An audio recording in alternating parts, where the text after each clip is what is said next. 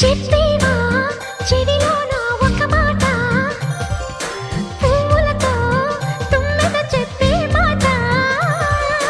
నీ చిరునవ్వు సాక్షిగా తాజ్ మహల్ నాదట, నీ పెదవంచు సాక్షిగా షాజహాను నేనట. నీ తీయని ప్రేమకి నా పెదవే నజరానా, నీ పైటకి నేనిక బానిసనే నెరజాడా.